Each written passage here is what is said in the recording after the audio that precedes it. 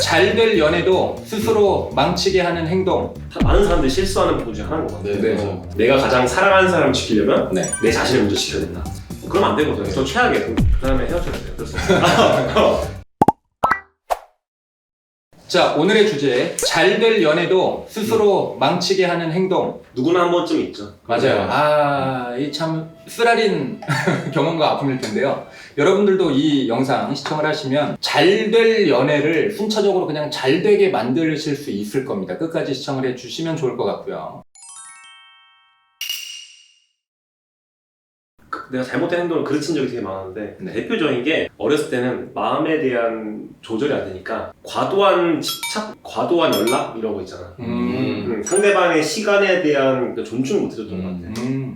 내가 20대 후반에 연애했을 때는 보면 나는 내가 쉬는 날에 무조건 붙어 있어야 된다는 생각했거든. 네. 근데 그 친구는 개인의 시간이 필요하다고 했어. 난 나만의 시간이 필요하다고 해서 나는 네. 이해가 안 갔어. 난 안 좋아하나? 네. 근데 내가 지금 30대가 되고 보니까 나만의 시간이 절대적으로 필요해.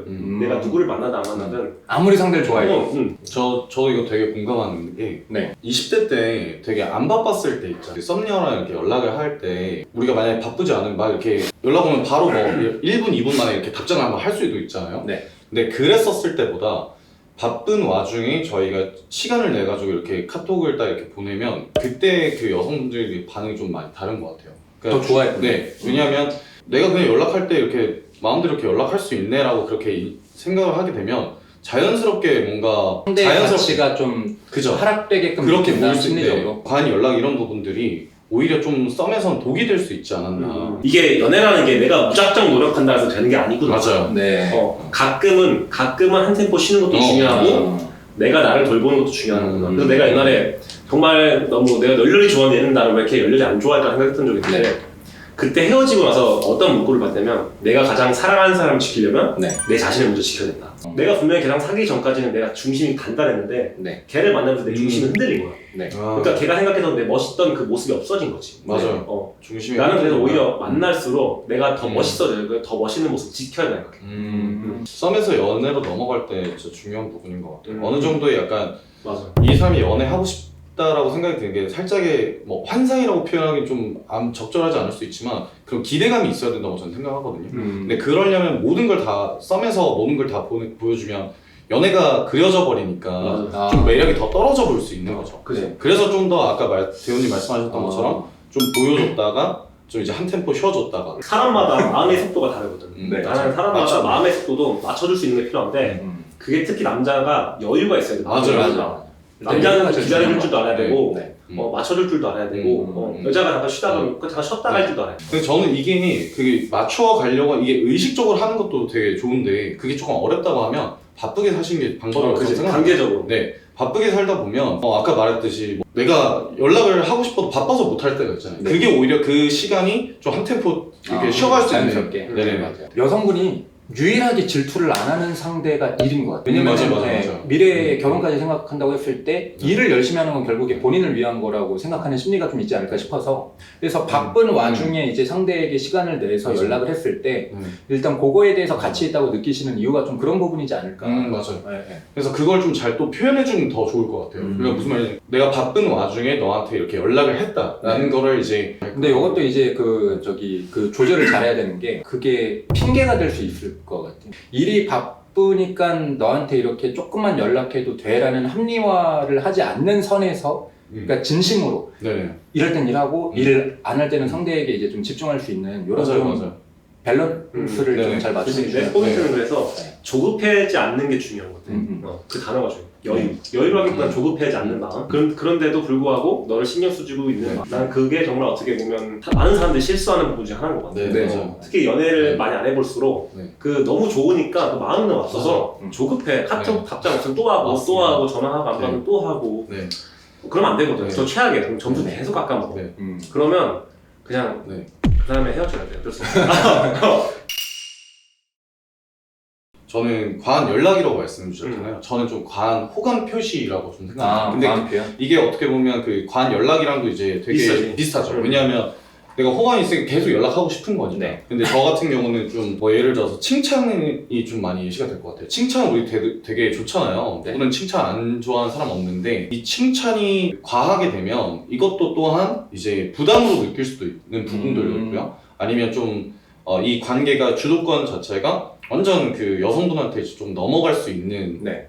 일이 될 수도 있다고 저는 생각을 해요. 왜냐하면 저 같은 경우도 되게 의미 없는 칭찬을 좀 많이 했었어요. 그래서 오늘 그러니까 예를 들어서 뭐 민성이 여성분이에요. 그러면 네. 예를 오늘 되게 이쁘세요. 근데 여기까지 한다고 하면 그냥 이쁘다는 말만 계속 듣는다고 하면 이제 이게 의미가 없는 거죠. 저는 생각하는 게 정확한 어떤 포인트에서 이쁜지를 좀 이야기를 해주는 게 좋다는 거죠. 네. 뭐 눈이 진짜 이쁘시네요. 진짜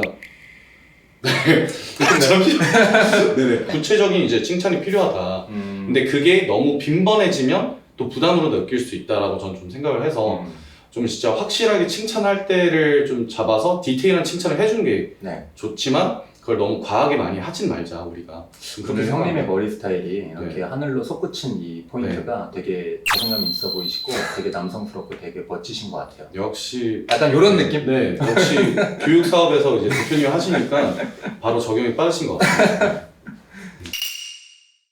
저는 이제 잘 되려해도 스스로 망치는 행동이 저는 너무 좀 소극적인 것. 저는 오히려 그 어떤 상황이나 이런 어떤 타이밍이 오면 조금 더 적극적으로 딱 이렇게 쟁취를 해야 되는데 그때 오히려 한 발짝 뒤로 물러나서 한번 지켜보자 우리가 어떻게 되는지 뭐 이렇게 잘못하면 여성분이 우리 관계를 재는 건가? 이렇게 생각할 수 그렇죠. 있죠. 그렇게 보시는 분들이 많더라고요. 그래서 저는 그거를 뛰어넘을 정도로 우리가 운명이라면 상황이 또 그렇게 오해를 발생하지 않을 정도로 뭔가 대화의 장이 만들어지거나 아니면 이런 뭐 사건이 생기겠지라고 하는 그런 좀 운명론자적인 게 있어서 이게 좀 망치게 되는 나도 이유가 옛날에 그랬는데 네. 되게 망치게 되는 것 중에 하나고 기회를 놓치게 되는 것 중에 하나. 네. 이게 왜냐면 민성 씨는 쟁취, 그 이성관에 대해서 항상 쟁취했던 습관이 없어 그래. 뭐 굳이 쟁취하지 않아도 메이드가 되니까 뭐. 그치? 근데 그래 맞잖아. 보면 죄송합니다. 의외로 비율이 보면 의외로 평범하고 평범 이하의 사람들이 진짜 이쁜 여성들을 얻는 경우가 되게 많거든. 그거는 그들이 잃을 게 없기 때문에 도전하기 때문에. 의외로 괜찮은 사람들은 도전하지 않았기 때문에